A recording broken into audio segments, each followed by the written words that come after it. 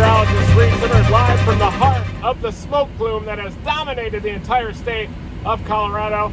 I'm live from Golden, Colorado here, where we have milky skies up above, reduced visibility. Even visibility is being reduced below a half mile in spots right now, and very dangerous air to breathe in as well. People are definitely urged to stay indoors, avoid breathing in this air if at all possible. And if you spend a full day out in this air quality, it's equivalent to smoking at least 2 cigarettes, maybe more than that.